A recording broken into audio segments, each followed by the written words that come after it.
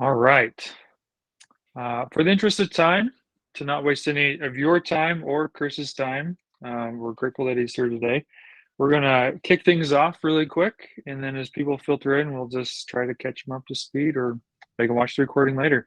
Um, so, by way of introduction, for Chris Settle here, him and I have worked together the last few years on numerous projects, and I mean, we got a lot of work done building all kinds of websites and trying to position brands to be successful. And so Chris has been doing this for what feels like decades with all kinds of businesses across all kinds of industries. And I think he's amazing at what he does. And so I think he's got some great things prepared to kind of help simplify the concept of branding for us, where branding fits or where the website comes into the whole branding scheme, and just some kind of case studies of things that he's been a part of.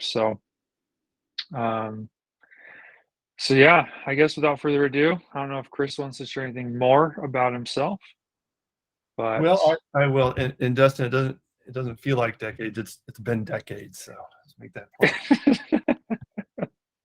Sometimes that needs clarification. Yeah, no, I'm excited to get going here. This is a fun opportunity that Dustin sent my way, and I appreciate having an opportunity to talk to you folks today and see if I can at least bring a little bit of a different perspective, perhaps on branding. Certainly one person's perspective as we go along. My main concern is once we hit the button here that things are working properly. So Dustin's going to have to guide me in place on this, but nothing new to me. We, like he said, we have that working relationship. So he's always fixing me, putting me on the right track, which I appreciate. Yeah. Awesome. And just whenever you're, yeah, we're ready whenever you are. And just for those who are here, if you have questions for Chris while he's going through his slides that he's prepared, feel free to put them in the chat and then I'll help answer them or interject them where Chris has a breaking point. So you can utilize the chat. There's the icon to open it up in the lower right corner. It's the middle icon of the 5 that are there. Looks like a chat bubble. So a little bit caveat there, just kind of help the presentation flow a little better. So I'll go ahead and take over the present now. Does that sound good, Dustin? Yep. Yeah. Go ahead and share your you just screen. tell me if it's showing the wrong screen and all that good stuff. Okay. Yep.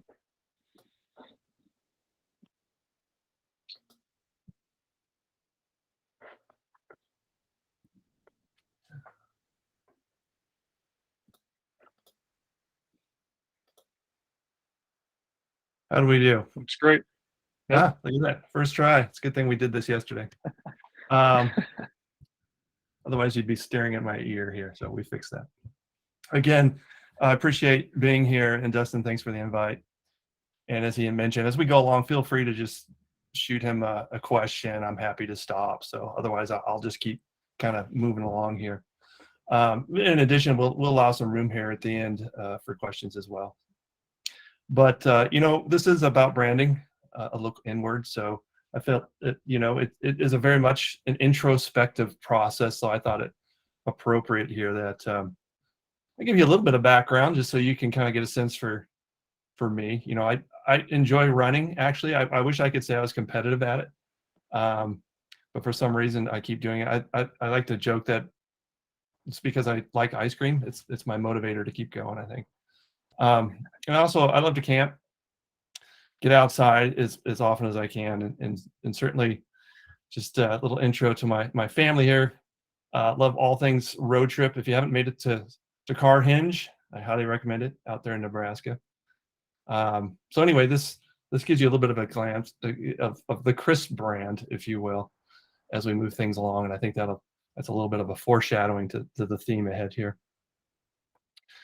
And I put together just a little bit of an agenda so you can get a sense of where we're headed in terms of the day. The concept here is looking at branding in hopefully a slightly different way.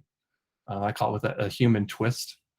And it's laid out in the following way. So we're just a quick look at the session objective for the day, and then what I call the brand ecosphere, which will make more sense as we get through this. If brands had feelings, personifying the business, and given kind of my background as a designer, I thought I'd land on the logo as a topic. And what I enjoy talking about is logos gone bad. And I've presented 2 case studies that I've been involved with as well, covering a spectrum, the implementation, if you will, of personifying the business.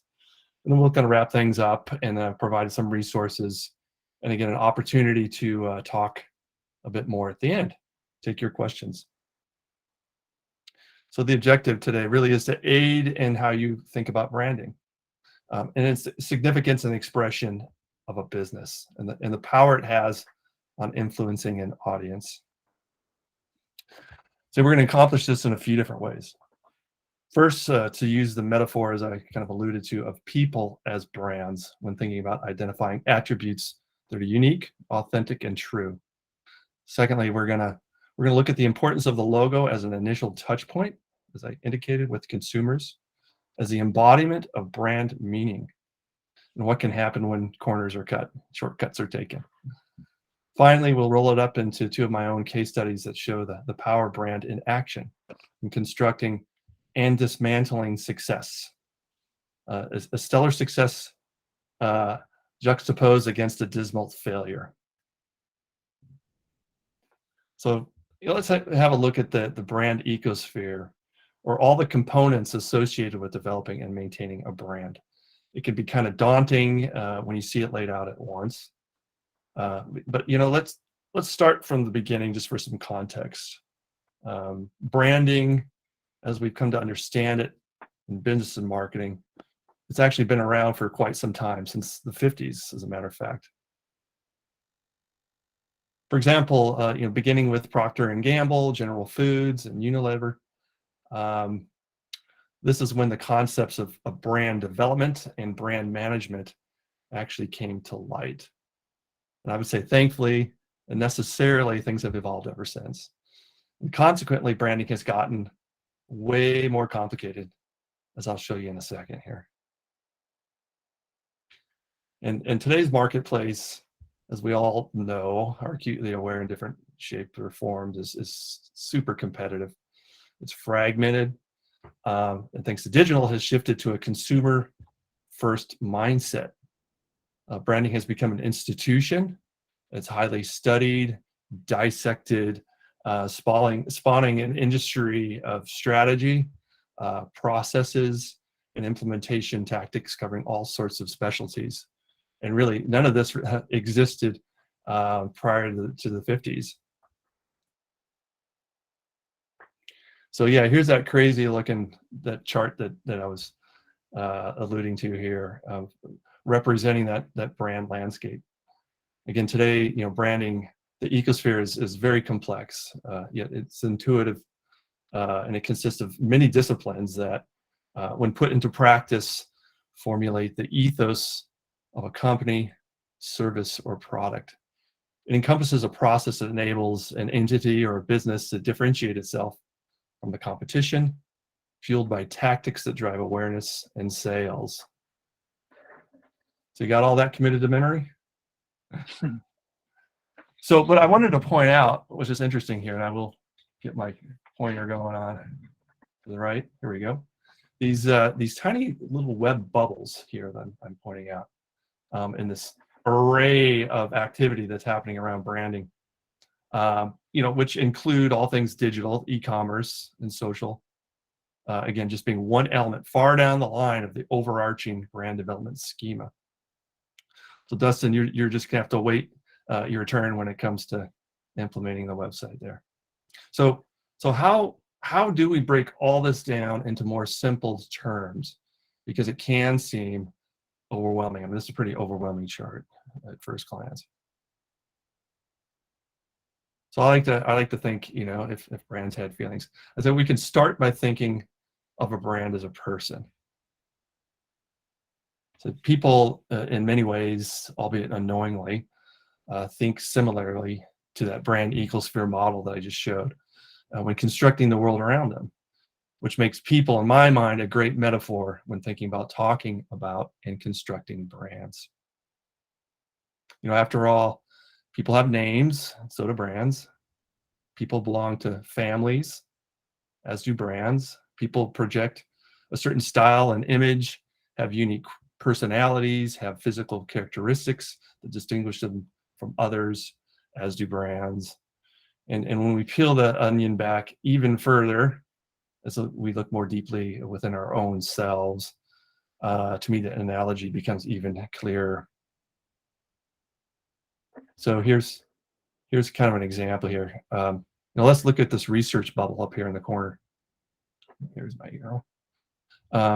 With respect to our own personal introspective moments, we too, as people, contemplate who we aspire to spend time with.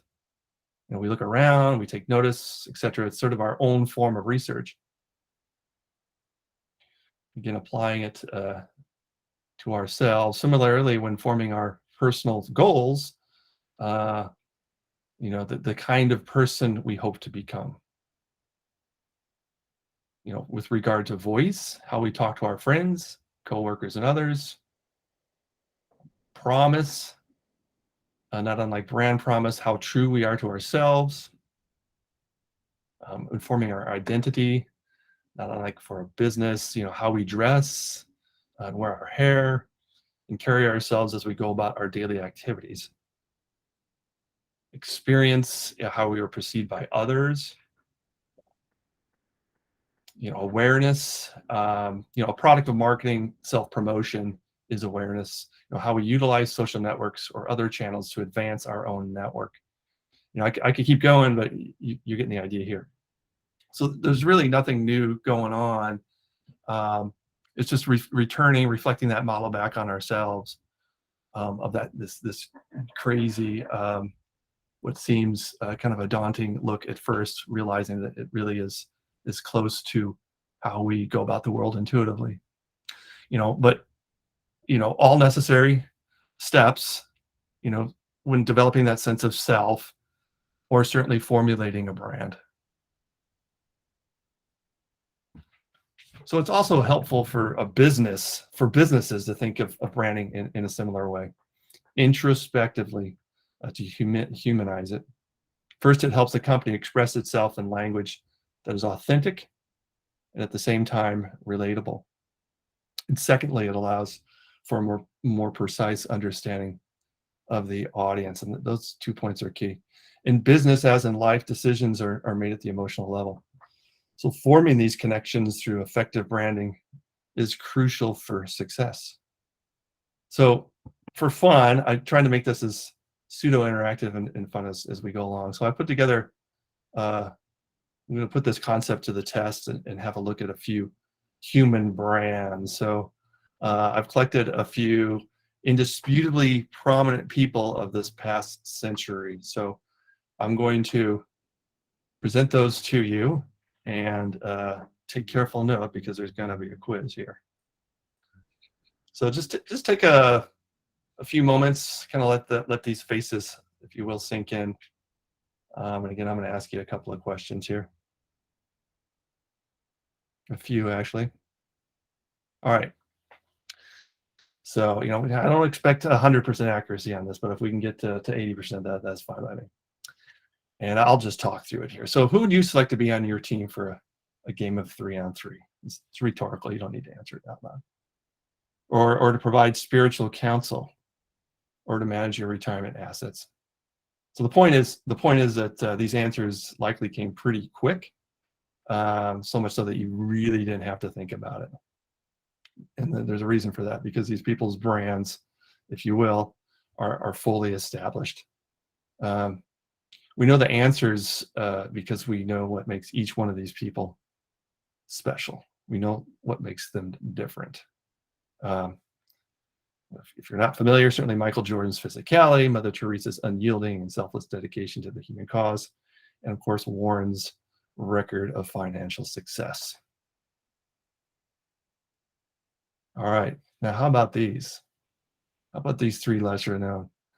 Yet likely, arguably equal capability. Take a moment.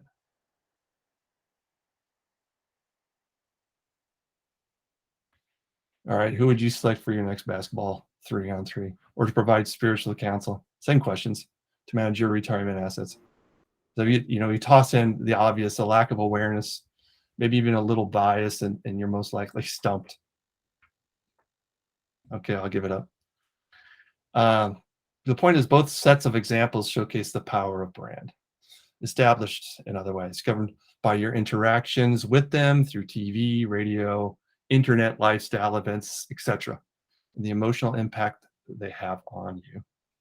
These are obviously examples of people making a positive difference. But as in the previous set of faces, these are the differentiators. The physicality, good at math, altruistic giving. These are the unique qualities that make them special. But as we all know, that there are many bad actors out there of equal prominence for the wrong reasons. We won't go down that path, except not unlike some businesses, some fall that way. So there'll be a little bit more on that later. So in capitalizing on these differences is what makes a person or business, for that matter, stand out.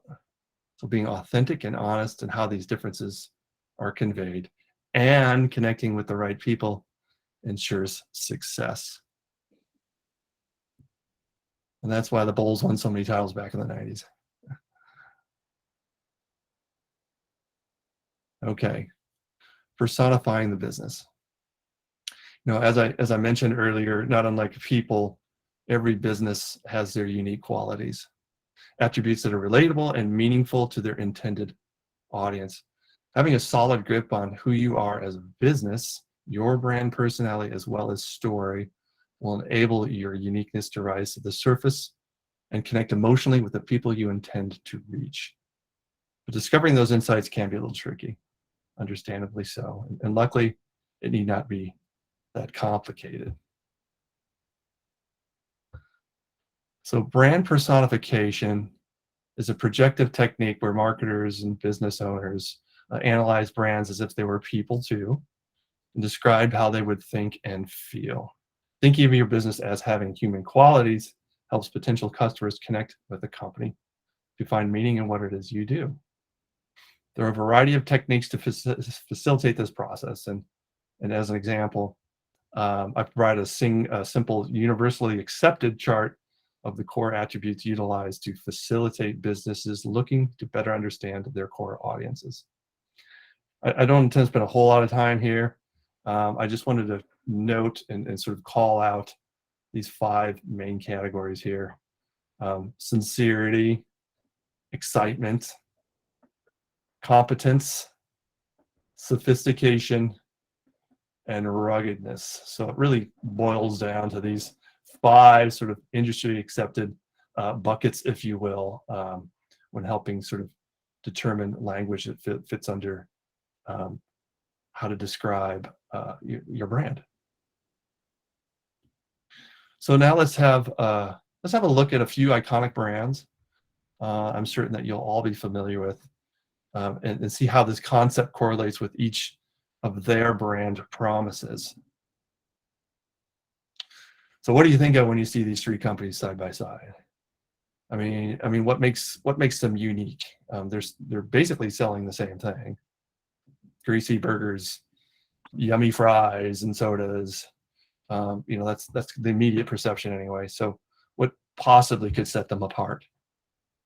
Well, whether you're conscious to it or not, and because they've gone to great lengths to understand you as a customer, each one of these brands theoretically will win you over with their differentiating and unique service offerings. So let's prove this out a little bit. Let's prove this out here with each of their brand promises, and see if you can tell who is who.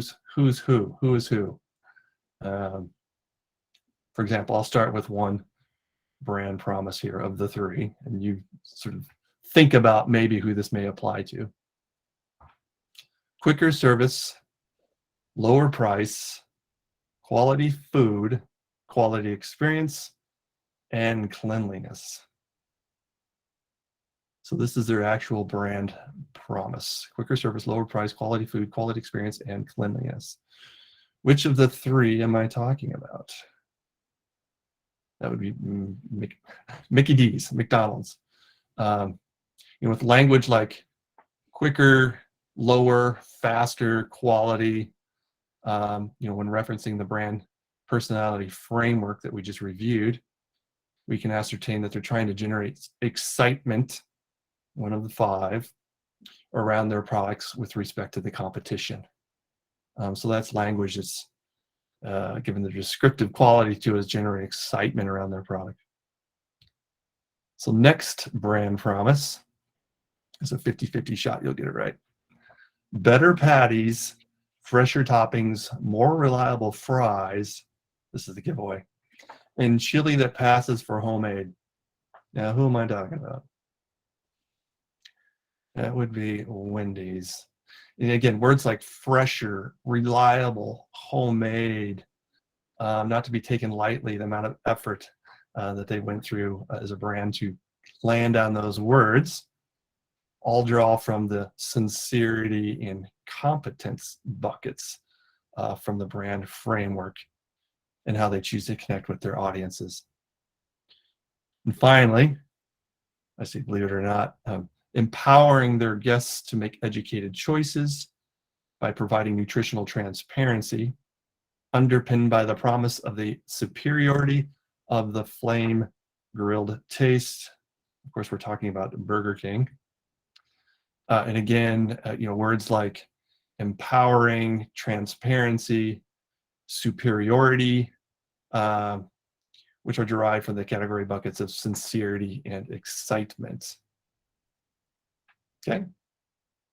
So now we're gonna switch gears, go to a topic that I'm quite familiar with. So we're gonna have a look at the logo as the visual manifestation of a brand. Again, similar principles apprise, getting the language that we've just sort of gone through right to help initiate these processes. So, a logo is a business's calling card for consumer engagement. It's often the first point of contact. With people, it's their name, face, likeness. In business, it's that first often interaction. And here, referring back to our crazy looking chart, we're calling out this brand identity component. With any business, it's this visual symbol that should embody the ethos of the organization.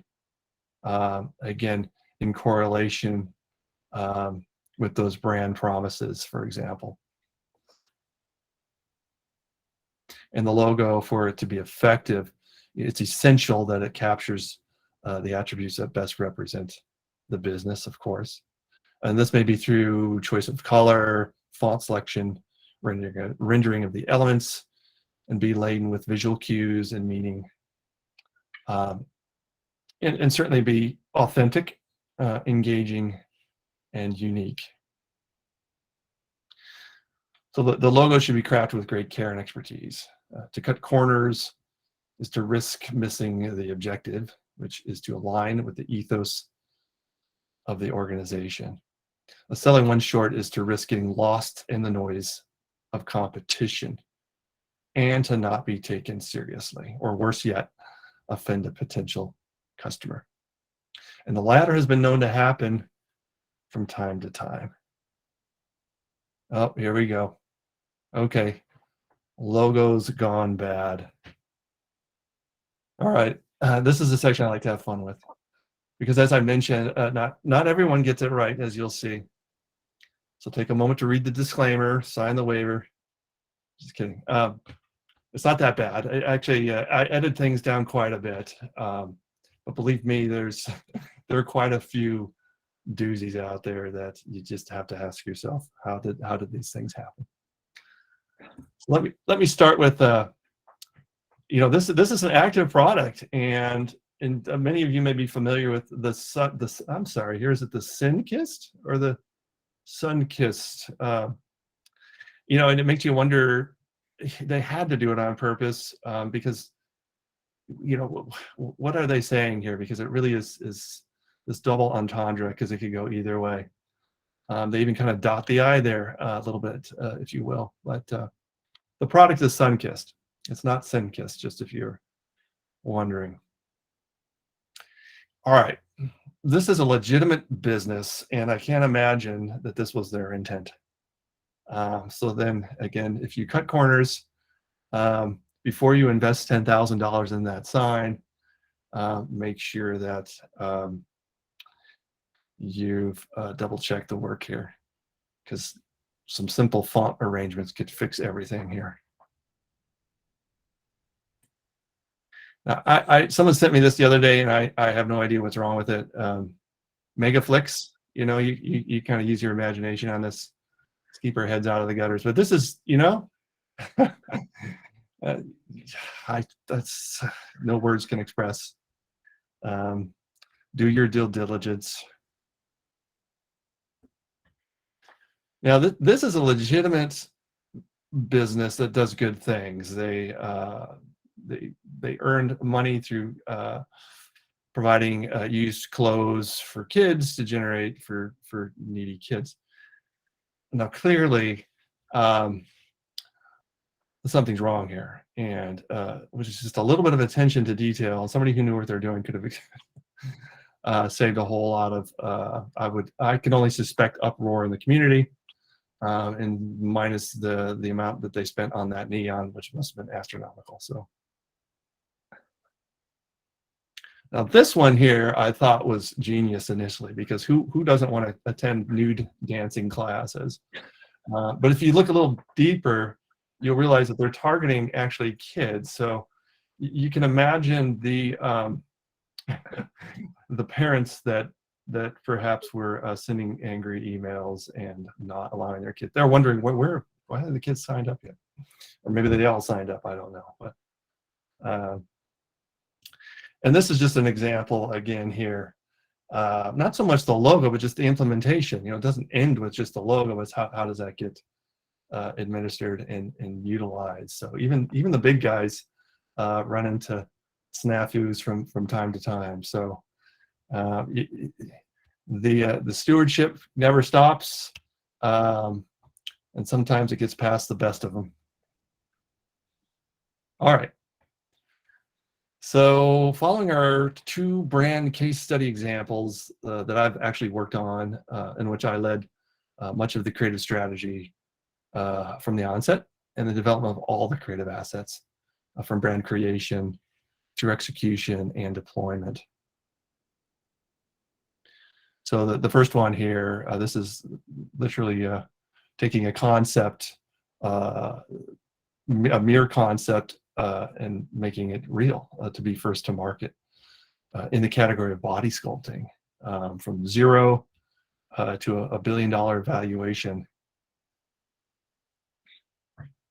Some of you may or may not be familiar with this, but anyway, Sono Bello. We started off the process by making some assumptions, because again they didn't exist, so you don't really have a true and tried audience to derive from. So we constructed an audience profile of the core customer using many of the personification techniques that I discussed earlier in this process to better understand who they were.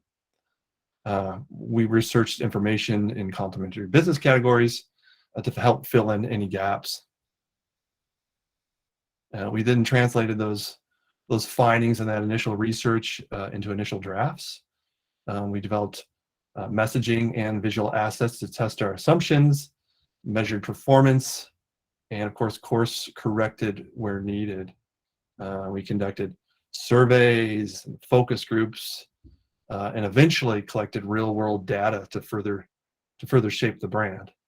The team produced the name Sono Bello and a tagline: "It's your life, live it beautifully." Set to music, of course, and then we paired consumer insights as we gathered them with business strengths to develop those core brand differentiators, which safety, accessibility, quality, trust, again, through a bit of that exercise of vetting out words that fell under those categories so we could target to those 5 categories so we could target to audiences that were more geared towards those specific categories. We produced branded assets to accommodate all the channels and ensure continuity throughout all marketing. We developed and executed marketing tactics with a cohesive message to hammer home those differentiators through radio, TV, web, digital, out of home, etc. This is an example of a TV plate.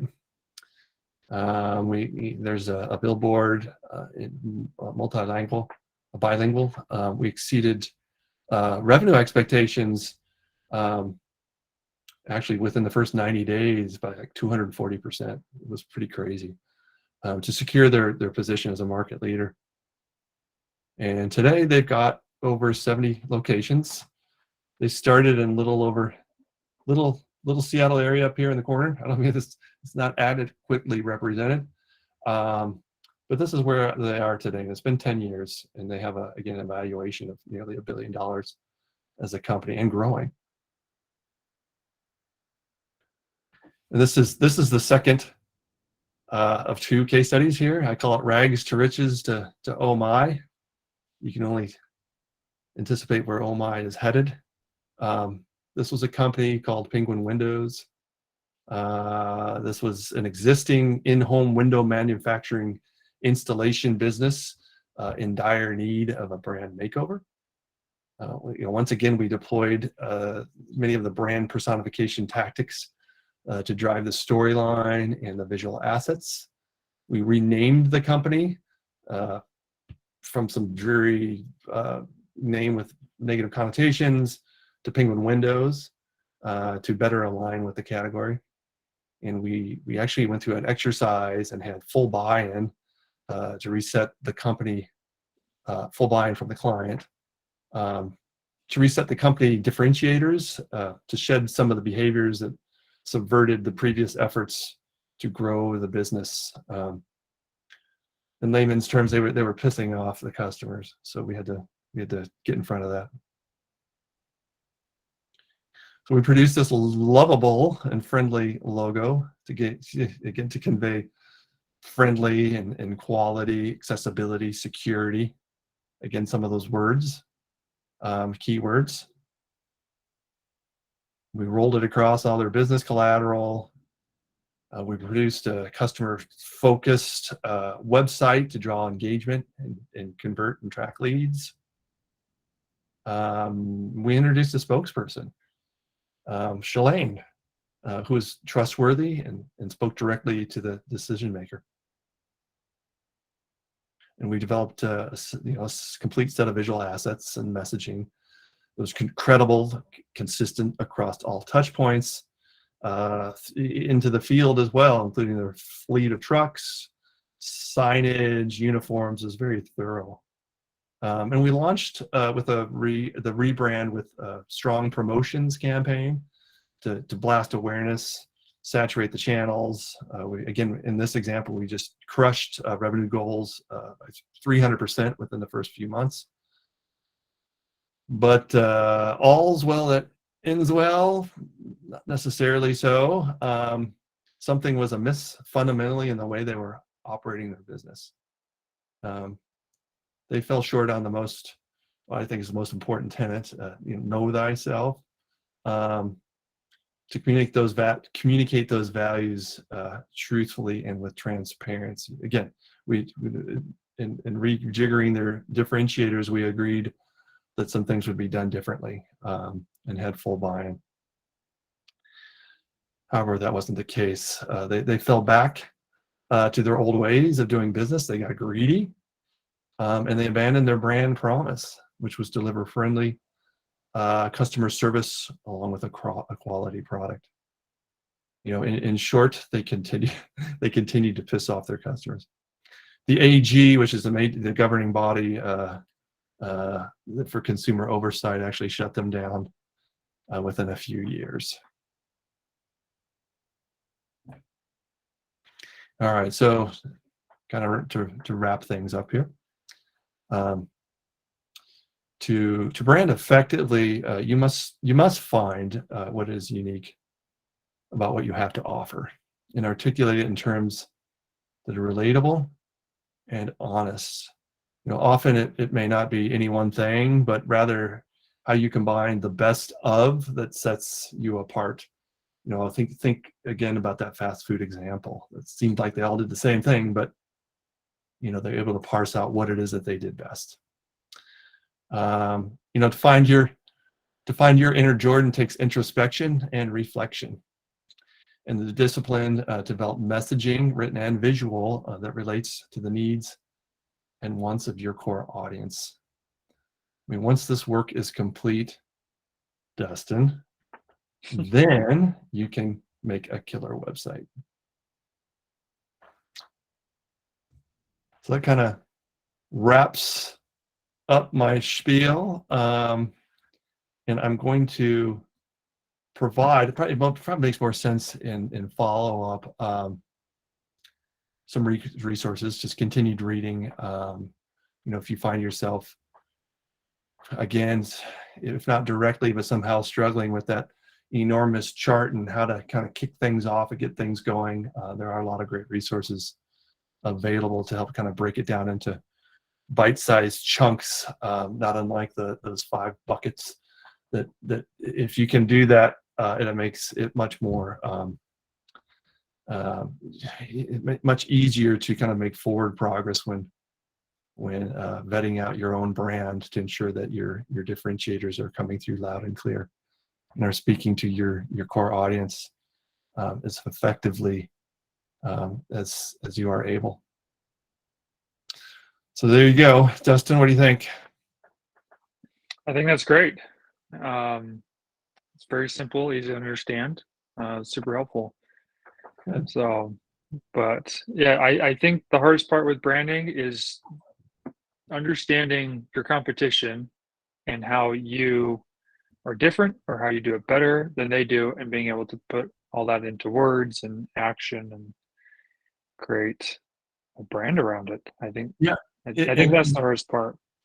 And one thing too that I think is a number one stumbling block is sometimes people think, what is that one thing? What is the one thing? And when you find yourself in a sea of competitors and you're feeling like, what do I do differently? And sometimes, again, I kind of alluded to this in the presentation. Sometimes it's a combination of a few things, or just the way you do something. It's your service, touch the service, or maybe it is something specific to your gadget or product. The way you or how you stand behind, or your integrity. Maybe it's a combination of things that really are unique. Not unlike every individual. Again, I make the parallel, has, we can say, oh, we're people, we're all the same. Well, how do I stand out? But everyone's unique. Every business has unique attributes, certainly when seen in aggregate, and then standing behind those attributes is important. I talk about authenticity in truth, and certainly what happens when you don't deliver on that truth is it's not going to happen. So you can't lie your way into this, but through introspection you can reveal those unique qualities and create some language around that to help push your brand forward. That's awesome. Does anyone else have questions? At this point, you're welcome to turn on your microphone and ask Chris yourself. Yeah.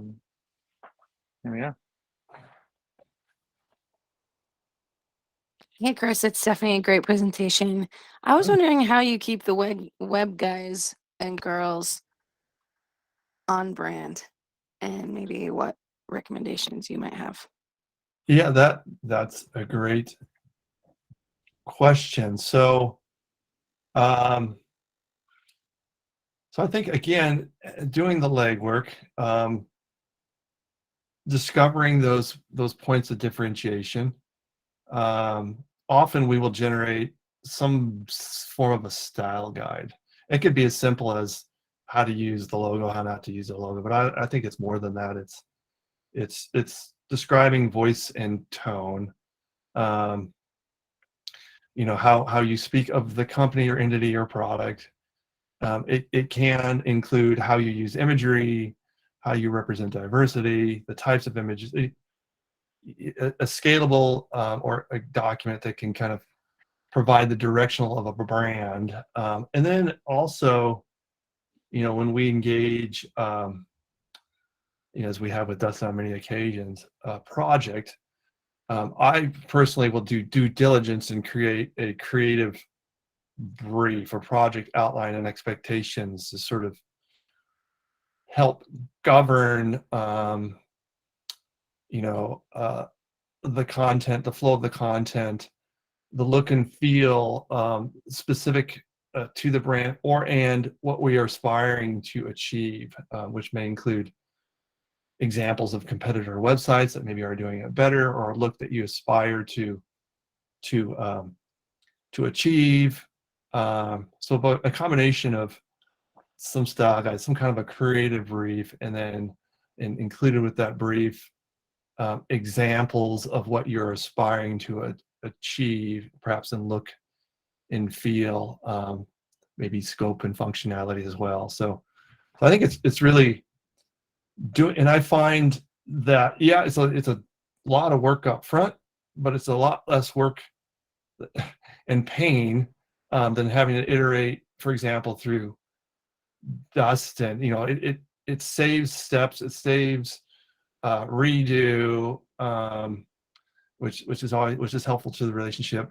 It's less figuring out on the fly. It's less incumbent on Dustin, for example, to kind of guess correctly, and that becomes more of a, in my view, sort of a collaborative effort to advance something rather than just create something without intent to know exactly where you're trying to go.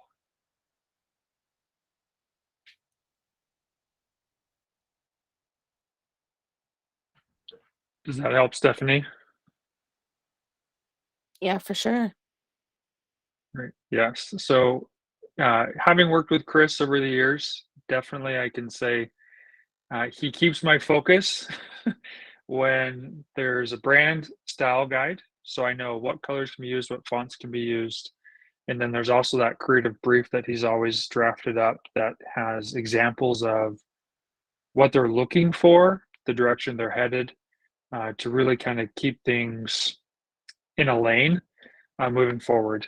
When there's none of that, then there's a lot of free reign, a lot of, oh, this would be cool, that would be fun, you know. And at the end of the day, that's just not what the target audience is expecting. That's not what the brand is aiming for. And we end up redoing a lot of things and paring back a lot of that creativity from a web development perspective. Yeah, I'll also add to that too, that you do what you can, you do your due diligence, you try to get as organized and clear as you can up front, but not to be as stringent is to allow for, I'll phrase it a little differently. It actually, in our experience, it enables Dustin, for example, to weigh in with an alternative way to do something. And that has often resulted in, an even better enhancement to the functionality, or even a color scheme, or, you know, the way colors were weighted.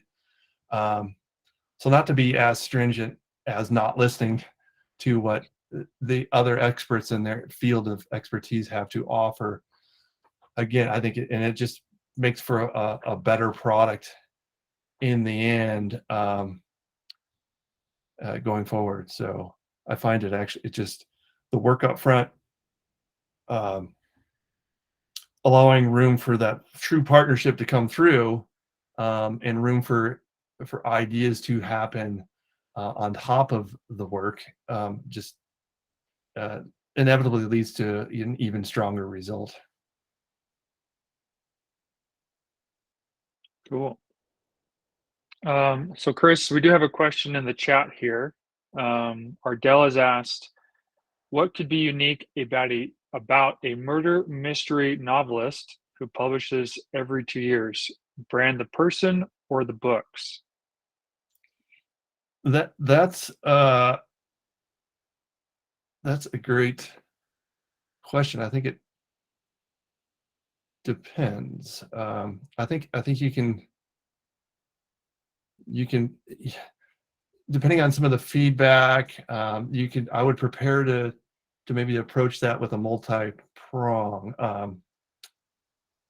Maybe if there's continuity in the product that you're producing that may be kind of unique in the way you're unfolding and telling stories, can start to reflect what's unique about the author from a differentiating standpoint. And then, of course, each story is going to have its own. So this is sort of a brand architecture model in some ways, but have their own surprises or twists or different outlook or relationship to the world around them or voice and so I think you can kind of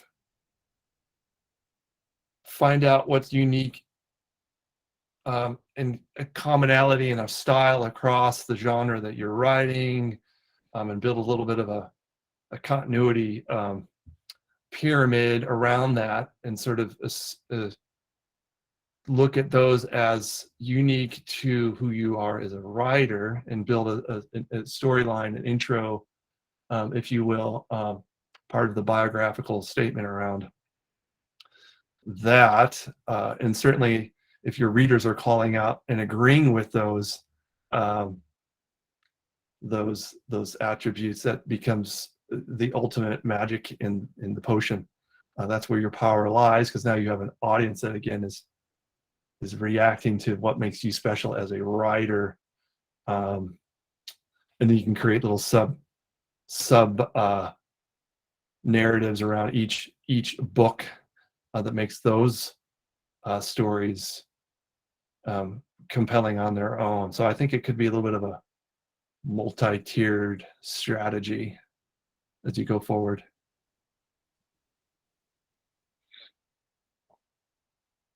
Cool. Ardell, does that help?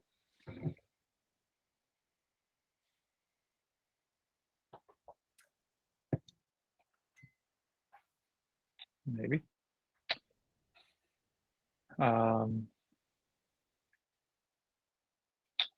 Cool.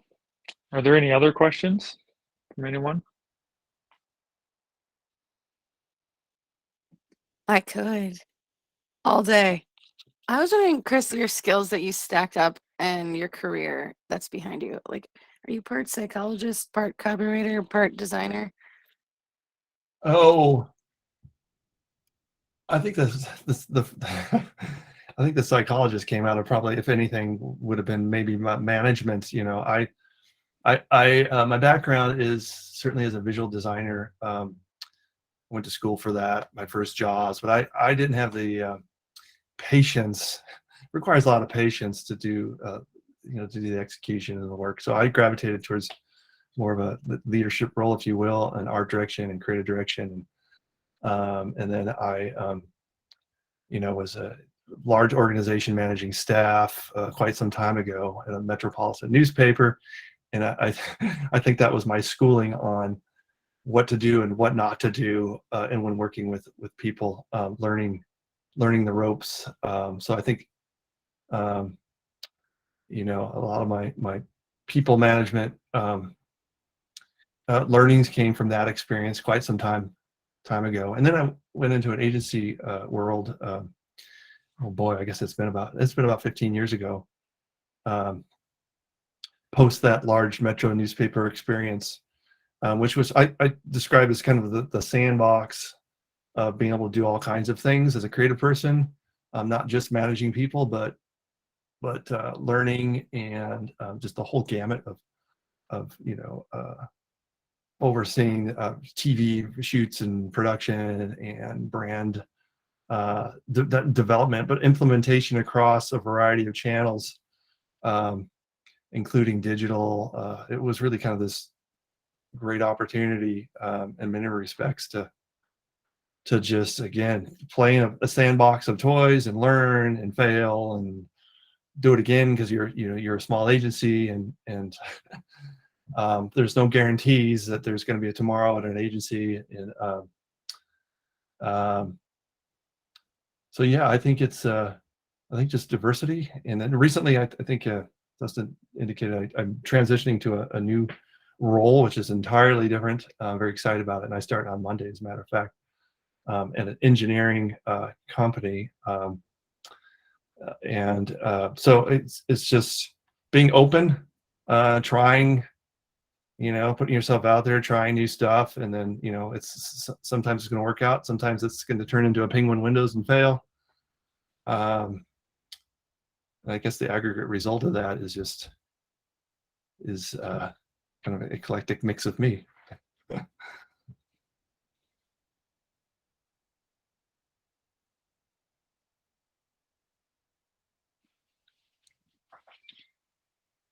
Cool.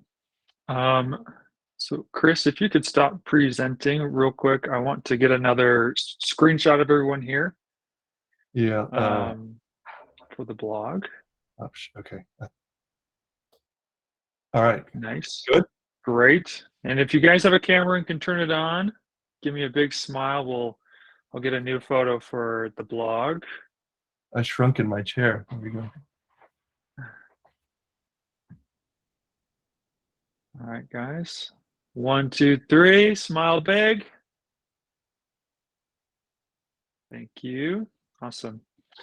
Well, we're at the end of our hour, but if someone has a burning question they'd like to ask for Chris to answer, feel free. Otherwise, I think we can call it a success. So. And I'm going to share this PDF with Dustin, and I've got an email address on it. If you do have any questions, feel free to shoot me an email. I'd be happy to weigh in. Perfect. Thanks. Yep, I will include that in our follow-up email that I send out, which will include a link to this meetup. I'll have a recording for that. So, but yeah, so it looks like people are dropping off. Yeah, thanks, Ordell, for coming. Eric, Elon, always great seeing you guys. Nice to bye-bye. meet you all from afar. Yeah. Thanks, Raquel. Bye. Thank you so Bye. much. All right. I'll drop off too. Great talking with you, Dustin. We'll get caught up later. Yes. Thanks, Chris. So much appreciate your knowledge and willing to share that. So yeah. Talk to you soon. okay. Bye. Bye-bye.